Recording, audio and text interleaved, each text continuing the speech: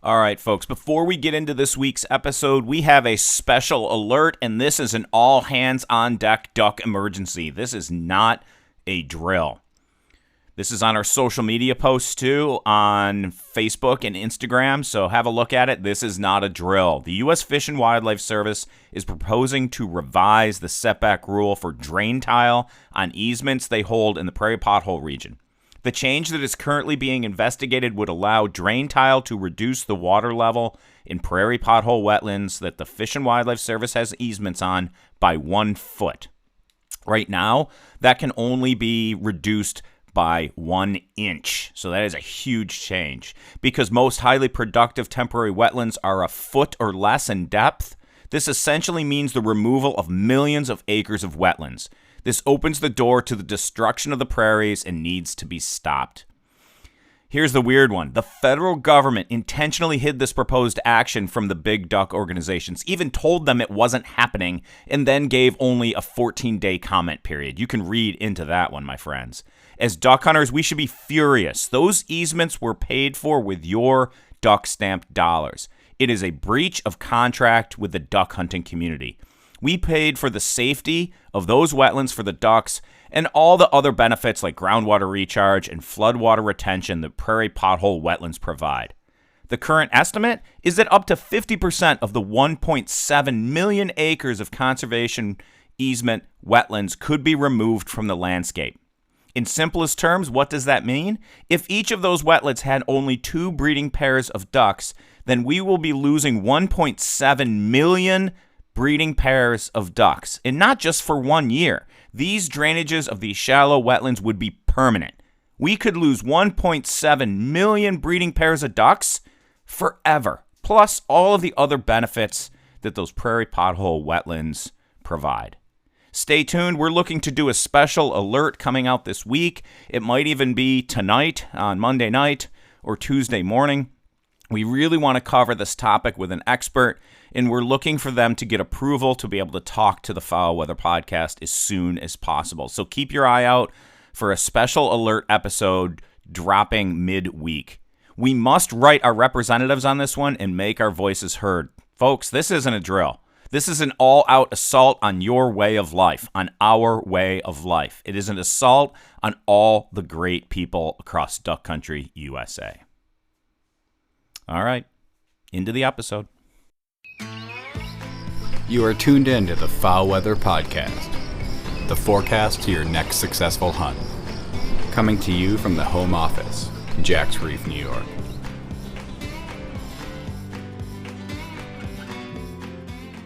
Today we are going to talk to you through 3 lenses. Why you should be curious, why you should be concerned, and why you should be excited about the coming duck season. Among the general themes that we're going to hit on are breeding ground conditions, the coming El Nino or Godzilla El Nino or Super El Nino or Very Strong El Nino, whatever you want to call it, it's coming. Policies surrounding waterfowl conservation and management, more local state policies about draw systems and habitat management, and the state of waterfowl education and science in the United States. With the BPOP coming out soon, we thought it a great time to dive into our thoughts for the coming duck season. All today on the Foul Weather Podcast. A quick reminder to rate, follow, like, and share the Foul Weather Podcast to get all the latest updates on our exclusive duck migration forecast each Monday morning throughout season, plus all of our informative content throughout the year. You got to be that guy at the coffee shop with the real information about the ducks and where the ducks are at. I appreciate you all being here very, very much. We thank our every week listeners. You know who you are. Those that never miss a single migration forecast episode each Monday morning. You all are as ate up as me about ducks, duck biology, and duck migration. You know where the ducks are at before the ducks know where they're at. Think about that. You know where the ducks are at before the ducks know where they are at. Our dedicated weekly listeners can pick the best days to hunt because the Foul Weather Podcast forecasts fresh ducks hot from the north. Shoot the ducks from the north before they know where they are at. Whew. I'm your host, Dr. Mike, coming to you from the home office in Jack's Reef. Man, we've definitely turned the corner on summer. The crickets have started at night. The birds in the morning are more silent, and the days are definitely getting shorter. We got lots of growing season left. Our corn is tasseling. The soybean food plots are getting hammered by hungry deer. Fawns are everywhere. Goslings from this year are about to start flying. The Canada geese goslings. They're not Canadian geese, folks, right? They're called Canada geese. It's kind of a pet peeve of wildlife biologists when people call them Canadian geese. So they're Canada geese. Those goslings from this year are about ready to start flying. Duck banding season is upon us, and man, everything is right with the outdoor world. We're about ready to get the bow and start shooting off the porch. The Canadian smoke, that is Canadian smoke, has us, a bit worried, and it's a bit much more than normal and concerning, but it hasn't kept us from filling the woodshed for the winter. Gardens are going strong. Dog training is cranking right along. The new pup Nimue is really catching on. She got to swim up north at the in-laws on the shores of Lake Nipissing. The walleye. This is an inside joke, by the way. The walleye, or pickerel, as the locals incorrectly call them. The walleye were biting. But now we're back at the farm in Jack's Reef. But I do want to talk more specifically about our buzz line before we get into the meat of this episode, right? We state, you know where the ducks are at before the ducks know where they're at. And we state, think about that. You know where the ducks are at before the ducks know where they're at. But I don't know, has anybody really thought about what that means, right? At first glance, when the Weather Severity Index, or WSI, was created, I thought of it was more of a science and research tool than a hunting tool. And certainly we published a lot of quality science around the WSI, including a paper that detected that weather that causes duck migration had gotten milder since 1980. We created projections of WSI into the future at 50 and 100-year increments and detected that under the current trends that mallards and black ducks were migrating a month later than traditionally, that they were migrating in December instead of November. They might delay migration by another month in the future, and may never need to leave the Great Lakes region because of weather well into the future. I'd say 75 to 100 years from now. So probably not within all our lifetimes, but stuff's changing. We also determined how global weather patterns like El Nino, La Nina, and Siberian snow cover affected the long-term weather severity index and duck migration.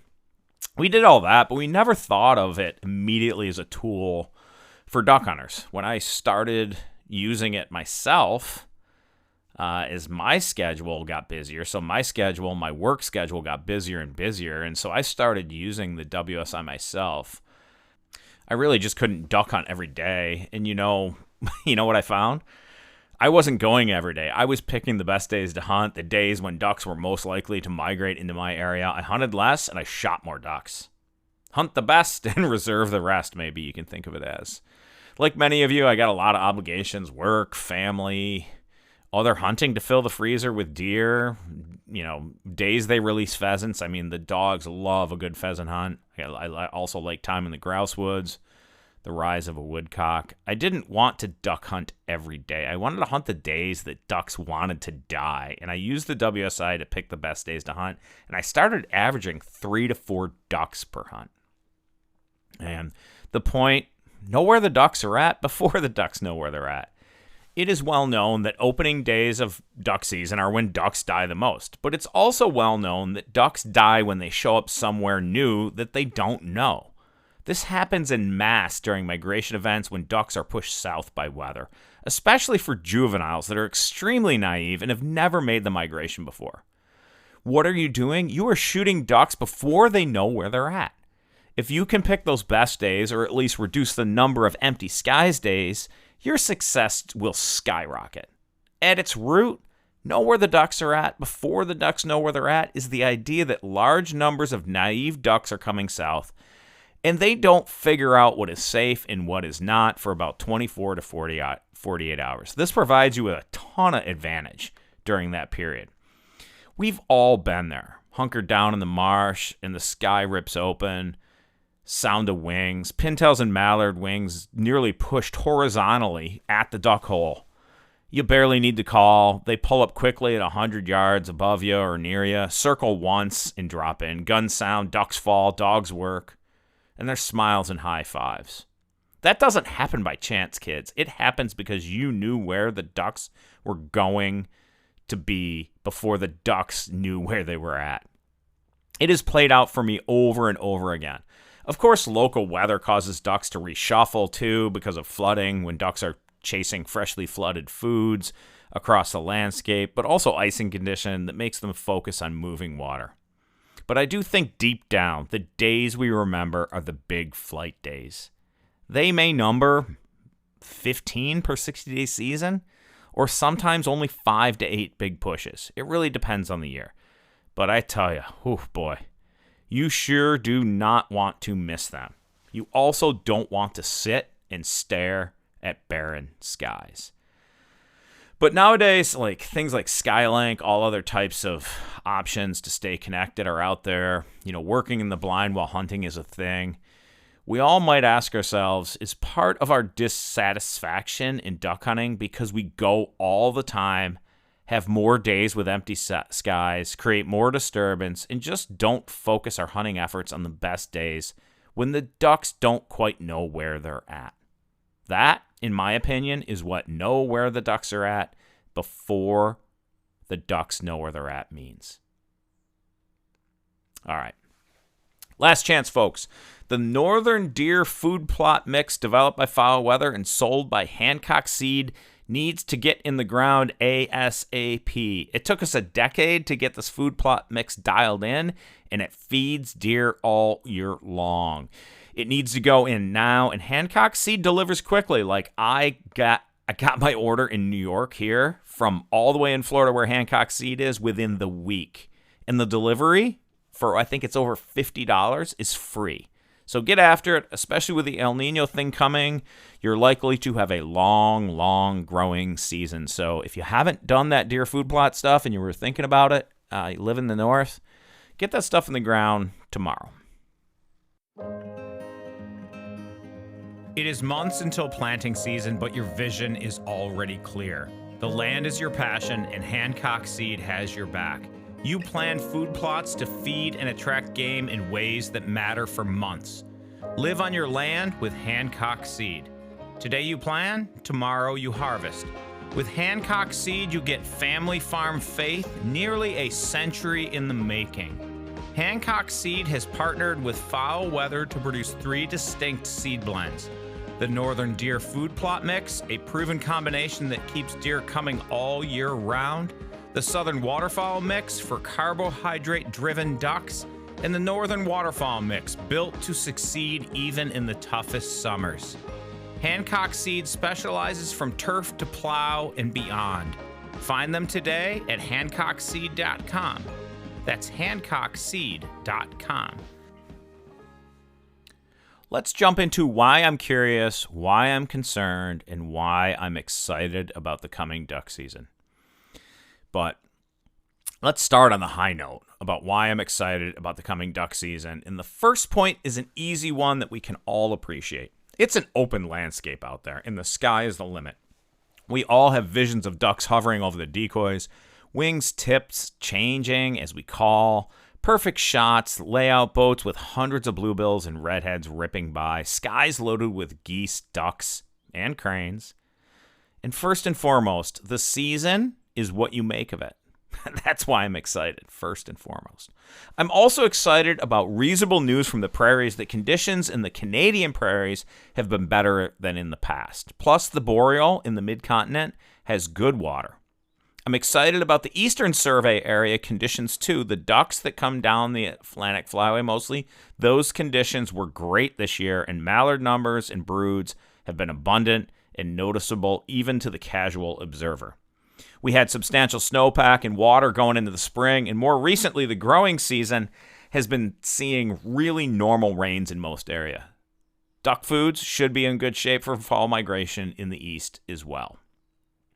I'm excited about the America the Beautiful Act that has substantial funding appropriations built in to deal with deferred maintenance on national wildlife refuges. This bill is currently being marked up, or said another way, revised and discussed, but has bipartisan support, and I'm excited to see it put into action for the hunter conservationist community. The hope is that these funds will go to repair water control structures, berms, and provide greater hunting opportunities and create greater duck hunting quality on refuges. Delta Waterfowl and the TRCP continue as champions of this effort in the policy realm. This leads me to another point that I'm excited about. Ducks Unlimited and Delta Waterfowl continue to see unprecedented support. That may fall on deaf ears to many, but you haven't kept up, or you're looking to aim your lack of hunting success at something, even if it is false. These two organizations continue to succeed through it all, and I'm excited about what they do next. Ducks Unlimited has restored millions of acres of wetland habitat and continues to promote grassland and wetland conservation in the prairies, a place that really needs it. They do not fund heated ponds. They do not fund flooded corn. They do not fund just private land owners. They pump millions into restoring wetlands on public lands to keep ducks with us. Their conservation message has been unwavering forever, to fill the skies with ducks. And they continue to focus on ways to keep relevant and continue to provide habitat for ducks in an increasingly diversified world. Delta Waterfowl has done really well as branding as the Duck Hunters organization, and they support policies that support you, the duck hunter. I can't think of a better combination than DU and Delta working on different but unified fronts to keep the ducks with us for all the great people across duck country USA and beyond into Canada. Oddly, I'm also excited about the coming Super El Nino. We've been reporting about that here on the Foul Weather Podcast and our social media platforms on Facebook and Instagram. The El Nino provides opportunities, and we should look to them as that. For our northern folks, it really looks like a long fall season with freeze and thaw. And I'm not putting insurance on this, but if you want to go to the prairies later than normal, your likelihood of a freeze out or snow event is lower than normal, much lower. But it's also likely to be dry as well going into winter. For other folks in, say, the Great Lakes region, I suspect that we see a long December that is generally mild, but also has a few snow events late and then a thaw. This always provides opportunities to hunt ducks on their edge, the edge of where they're, staying or leaving, and in moist soil, flooded conditions where they're really looking for food right before they leave. So I see a lot of hunting opportunity in the north across most of the flyways. You will hear this flip side of this for our southern folks later, but I'm also excited for the south because they will have water from Florida across to California this winter as the wet El Nino pattern sets in. The winter is going to be wet in the south, so take advantage of it, calculate now for it. That pattern has already started. And this one's not random chance, kids. Don't act like we can't predict general weather patterns months out. If you do, you're going to be left watching other people shoot ducks. I'm excited for folks in the south to focus on duck habitat for early migrating ducks. I'd focus on moist soil rather than crops. Folks are already getting caught in this. Flooded crops during the growing season have materialized with El Nino conditions already kicking in. If your crops fail, just let it grow into weeds. Let it produce moist soil because you will likely have the early migrating wimpy ducks. So focus on them and the foods they like, not the mallards. Changing modes. I am excited, or maybe more so ecstatic, about the renewed focus of university programs in waterfowl and wetlands. In the heyday of ducks, as a primary mode of interest and funding, we produce tons of waterfowl conservationist scientists and managers. You're going to know these names. Frank Belrose, the wood duck guy. Lee Fredrickson, the moist soil guy. Frank Rauer, Delta. I'm not going to go through everybody. John Calusi, Scott Stevens, Scott Petrie, Mike Eichholz, Mike Anderson, Ray Alasaskis, Dave Ankney, Brad Bortner, Jeff Nelson, Bob Bloom, Bruce Batt, Diane Egeman, Ken Abraham, Dale Homburg. I'm literally looking through my social media friends list, And we could list many, many more. And you folks know that. I obviously left people off this. Don't be offended. Just trying to make the point that the last generations produced an abundance of people passionate about waterfowl conservation and waterfowl hunting. We also should recognize Dr. Rick Kaminsky from Mississippi State University that helped us recognize through publications in the Wildlife Society Bulletin that we had lost our way, and professors with waterfowl expertise had strongly declined. I personally will note that although the need for well-trained waterfowl biologists continued, the reason that professors with waterfowl expertise declined was that university administrators and faculty increasingly became focused on non-game species. Hey, this is a noble and novel approach that I applaud. We should certainly care about all the critters in this great country and on this great planet. But the academic conspiracy continued, and funds flowed more towards non-game species than game species. Culturally, we were shifting at the same time that hunter numbers were declining. We also saw declining scientific literature in game species from academia. The place that had supported the science leading to the greatest duck population seen in decades was waning. This is where philanthropists, though, stepped up, people with capacity, millionaires and billionaires, people with capacity to fund waterfowl-focused programs at universities. And now we have waterfowl and wetland conservation-focused positions in most regions of North America. Maybe our listenership did not know this about the decreased focus of university programs in waterfowl conservation science and management. I'd say, in fact, it was a natural progression. The market hunting days were over. The sale of ducks to market and feathers for hats had passed. The Migratory Bird Treaty Act long in the past. And we had developed conservation programs to save ducks and other wetland wildlife. Maybe the idea from folks was to move on to other non-game species. But who would fund that, right? So despite the decline, this does have a positive note in the end. I could not be more excited about the future of education in advancing waterfowl conservation. It is moving forward in force once again. I think we are pumping kids back into state agencies, nonprofits, and the feds that have the waterfowl wetlands expertise. And from what I've seen, the Delta Waterfowl and DU support of university programs is stronger than ever. Mostly, Delta is supporting a ton of graduate student research directly relevant to waterfowl conservation. They also run the University Hunt program that gets kids that have never waterfowl hunted or never hunted altogether into the field to hunt ducks, hunt geese, prepare that food, and understand the role of hunters in conservation. And DU is supporting university collegiate chapters when they make money for DU to support their mission.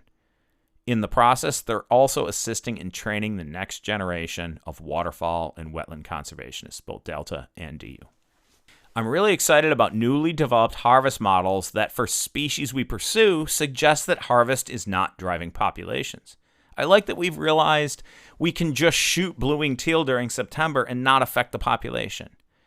Now, what we do need is to understand the social carrying capacity in that 6 blue-winged teal per day for the entire month of September is acceptable and will not hurt the population. Now we just need enough funding in the U.S. Fish and Wildlife Service Migratory Birds program, to have people on staff to complete these models.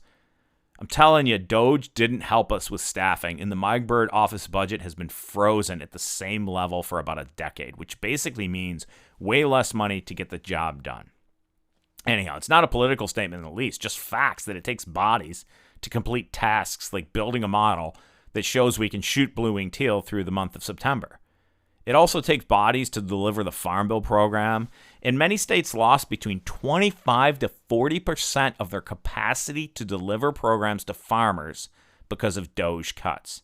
What I'm excited about here in this, and the word on the street, is that we are getting back many of those jobs with the USDA Natural Resources Conservation Service so we can appropriately deliver on the Farm Bill, and specifically the conservation title of the Farm Bill. We'll be right back with what I'm curious about for the coming duck season, so please stick with me. We all know that feeling. Every waterfowl hunter knows the feeling. You're motionless in the marsh at first light. watching birds work the spread, hoping this season is as good as the last, hoping that the future has birds working the spread for generations to come. At the Theodore Roosevelt Conservation Partnership, the mission is simple: to guarantee all Americans quality places to hunt and fish. For waterfowl hunters, that means safeguarding habitat and migration corridors and creating more places to hunt, so strong fall flights and good hunting opportunities aren't a thing of the past. As the nation's largest coalition of conservation groups, TRCP brings together hunters, anglers, and conservation partners to make sure the future of waterfowl hunting stays strong. Learn more today and join the TRCP by visiting trcp.org. Okay, and we are back, and here we will get into why I'm curious about the coming duck season. First and foremost, I am curious about the production in summer 2026. I'm optimistic that it was good, but I'm curious to see how many naive ducks are in the population. I'm also curious about the coming May pond count and if it is any better than in the past. My guess is yes, but only slightly. I'm curious to see what comes next for how we conduct surveys and set seasons. There are rumors that we will be going to stable 3 to 5 year regulations at the federal level. This may really make sense because it is unlikely that populations respond immediately to harvest. Plus, the numbers of birds shot of any population is only partially controllable. That is, you can set regulations, but annual changes in weather and hunter behavior are uncontrollable and ultimately affect the harvest, along with a suite of other factors completely out of our control. So this makes me curious about how all this will play out. There's also discussions about not conducting the breeding waterfowl survey every year. But it's not like one just walks into Mordor. Sorry for the movie reference there. I mean, it's not like one just has a functional set of planes to be used only once every 3 to 5 years. Planes need to be used.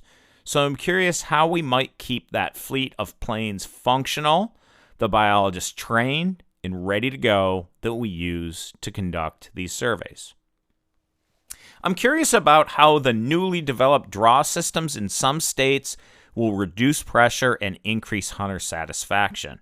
I'm curious if states instituting new draw systems have a good way to determine the positives and negatives from these changes. I'm also curious if political blowback will just make folks revert back to the old free-for-all system really quickly. As you know, if you've listened to the podcast for a while, I'm a proponent of the draw system in certain times and certain places. Lots of folks will say, well, we might be able to institute a draw at a new location that we're just bringing online, but it's really hard to take away opportunity at a place that has always been a free-for-all. The problem with that statement is that just having places to hunt ducks does not automatically provide quality opportunities if hunters are on top of each other and ducks don't use an area because it is overhunted. We also have less hunters nowadays, but for some reason overcrowding. As noted early in this podcast, it's probably a function of people being able to work remotely. Given the ongoing conversation about how to remedy overcrowding, boat races, fist fights in the marsh, and other gross and unethical waterfowl hunter behavior, I'm curious if state agencies will start collecting appropriate end-user information on wildlife management areas and other public hunting grounds to better inform their decision-making. I'm curious to see if my expectation for a record El Nino comes true. This is a theme in what I'm excited about. It's also what I'm concerned about in another section. Mostly curious what actually develops this winter as far as an El Nino. I'm curious about when the corn debate goes away because that topic must die. It is a giant waste of time, people. I'm equally curious about the capacity of the Farm Bill to reinstitute real CRP grassland acres in the prairies in ways that matter for duck production and populations. This must happen and happen as soon as possible. In the same thread, I'm curious how farmers are going to make it through the high input costs they are experiencing. Farmers are super pinched right now with plummeting commodity prices and skyrocketing input costs. Arkansas rice farmers are probably hit the worst, and that loss of rice acres is a real cost to duck habitat during winter. Rice farmers face losses of hundreds of dollars per acre. This has forced co-ops like Riceland Foods to temporarily close major drying and milling facilities due to a nearly 40% drop in planted rice acres. I'm curious if we can find a way to get input costs down for farmers. Of course, tariffs on fertilizer and other inputs are not helping. That said, I'm curious if the heydays of Arkansas duck hunting are done forever. Can we recover? Can we bring rice back to Arkansas? Will winters once again be cold, early, and long? I'm curious but not optimistic for a shift in weather patterns towards colder winters.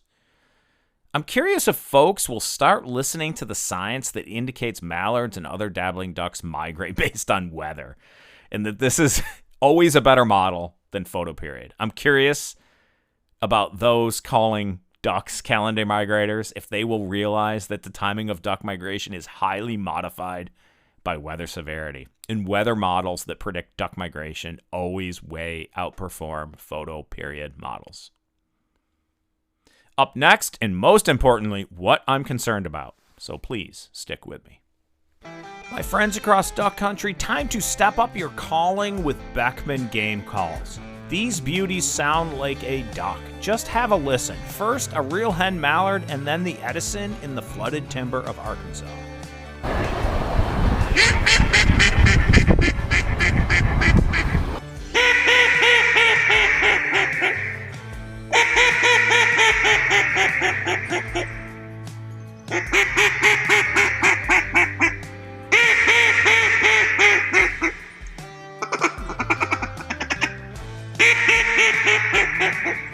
Beckman Game Calls with a lot of new colors and woods coming soon. Both the Edison and the Groundbreaker calls are adjustable to your air pressure, and the Groundbreaker is the first adjustable cut down on the market. Check out Beckman Game Calls today at beckmangamecalls.com. Real quick, folks, I was on the phone with Chris Beckman a few days ago. We jaw about duck habitat and duck hunting and the draw system stuff going on in Arkansas and other things all the time. And these calls, his calls are just flying off the shelves. There are a limited number of them available at the brick and mortar Presley Outdoors store. But remember that Chris takes duck season to duck hunt off and stops sales during that time. So if you want one of his calls, you better get on it real quick. His new single reed, the Conibear, is a duck magnet. So get after it, my friends across duck country, and get yourself your Beckman Game Call for the season. All right, what I am concerned about. Number 1, breeding habitat. Number 2, the attack on science. Number 3, the infighting. And number 4, the Godzilla El Nino. Breeding habitat is under absolute assault from drain tile, wetland consolidation, grassland conversion for food, fodder, and ethanol. One item that came out from the pilot biologists and their biologist observers during the BPOP survey was the lack of grass is astonishing and extremely concerning. I'm concerned that you, the average duck hunter, are more concerned with debating flooded corn and the cost benefits of draw systems. Maybe harvest policy and shooting too many ducks lines up in there somewhere. I'm concerned that you are debating these trivial topics more than finding ways to write our representatives to push quality agricultural policy to save the grasslands and wetlands of the prairie pothole region. I'm concerned that drain tile policy doesn't exist, that it leads to wetland consolidation, manifests into grassland loss as well, consolidates and increases nutrient runoff into wetlands that reduces invertebrate abundance and duckling production. It decreases groundwater recharge, and it increases downstream flooding potential as well, which is reducing our capacity to manage water correctly lower down the Mississippi drainage. The prairies are on life support, my friends. Think about this. Just listen to me. The prairies of North America are on life support, my friends. I'm concerned that you are more worried about what is in your backyard and you're arguing about petty BS than finding ways to hold, quote-unquote, the man accountable for the destruction of one of the last bastions of true conservation grit and dedication in the world. People have poured their lives into saving the prairies, and we continue to lose because of apathy. Ethanol must die. I will die on that hill. Ethanol must die. CRP needs to come back in force and be focused on the prairies. And duck hunters need to do what we've always done: unite and save duck habitat. I'm concerned that you just listened to this and thought, but I'm only one person, right? But we are many and passionate and have always done well to support our cause. Let's do it again and again and again. I'm also concerned about the attack on science. Science is the foundation of quality waterfowl conservation and management and must remain the cornerstone of our decision-making. It has treated us really well, and we would not be in the place we are regarding duck populations if it was not for science-based decision-making. It's just facts, folks, here. Always. It is what the Foul Weather Podcast does. We produce facts. The executive branch of the U.S. government right now is waging an all-out financial war against science, defunding academic institutions intentionally for reasons I will never understand, and in some cases putting political appointees in charge of subjectively deciding what gets funded and what does not, rather than the objective panels that are scientists that are thoroughly vetting proposals. The list from before: the Frank Belroses, the Lee Fredricksons, the Frank Rowers, the John Calusis, the Scott Stevenses, the Scott Petries, the Mike Eichholtzes, Mike Andersons, Ray Alasaskis, I'm going to keep going here, Dave Ankneys, Brad Bortners, Jeff Nelsons, Bob Blooms, Bruce Batts, Diane Egemans, Ken Abrahams, and Dale Humbergs of the world came out of a rigid process that made them prove themselves through the scientific process. It is not easy, I can tell you that. To have a PhD in biology, environmental science, wildlife science, and other related fields is not easy. It has rigor and should continue to be hard to get and be balanced, and it should not be politically driven. The attack on science must end. We need quality science to drive the next generation of conservationists to save prairies, promote quality habitat management on migration areas and wintering areas for waterfowl, develop quality harvest models, and train the wetland managers that keep our waterfowl with us for all the great people across duck country. If you can't see that quality science trumps your opinion, then you are lost, my friend. Your observations, your opinions are certainly testable hypotheses, but until tested, they are not vetted and not given a probabilistic level of truth. I am concerned about the infighting, and this follows well from the first and second concerns because our infighting is ridiculous and we are our own worst enemy. We all must agree that the breeding grounds need saving and that quality science is the way forward towards good decision-making to save waterfowl and wetlands. I will simply leave this one here. Get over it, move on, and find a way to focus on what matters, kids. Despite that I'm excited about a very strong El Nino, so the Super El Nino, the Godzilla El Nino, whatever you want to call it, despite that I'm excited about the coming El Nino, it also makes me concerned. My synopsis right now of the coming season is this. We had slightly better prairie breeding ground conditions, and summer rains helped the duck production. The western boreal forest was wetter, and even though they are less productive in that western boreal landscape, the sheer abundance of these wetlands will produce a bunch of ducks. This will lead to more naive ducks going into the fall flight than we've seen in the past few years. Number two, however, the El Nino is going to strongly delay migration, and many of these juveniles will die before getting south. Most because of number three, delayed migration. Migration to the south, number three, will be the strongest delay we have seen in over 50 years. I'm sticking my neck out on this one, but this El Nino is a mess. Number four, the south will get wet and have abundant habitat, which will likely spread out ducks that even make it south. Number five is the silver lining. Might be that people will at least be more spread out because of abundant water in the south, and that could lead to higher satisfaction even though the numbers of ducks is lower. I love to work ducks without people around me. We all do. Number 6, the last 2 weeks of January will save the season for most in the South. But a lot of ducks are going to remain north even after those states' duck seasons close. Northern duck seasons might be closed, but they're still going to have ducks in them, largely mallards.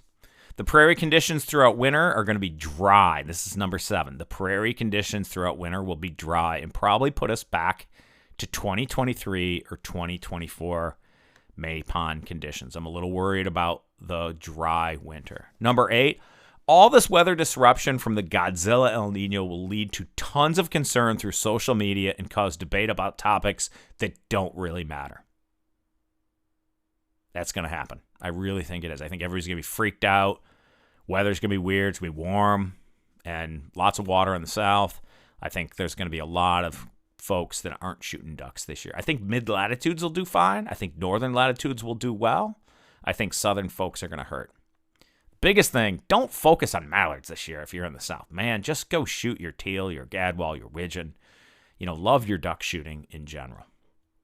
Number 9, the Foul Weather Podcast will report on all these bullet points above as the season progresses. And lastly, number 10, I do predict that the Foul Weather Podcast will re-enter the Great Corn Debate because y'all keep giving it oxygen. We warned against this, but you couldn't resist. So stay tuned. So there it is. Why to be curious, why to be concerned, and why to be excited about the coming duck season. Thanks for listening, and as always, may your skies be filled and shoot straight, my friends.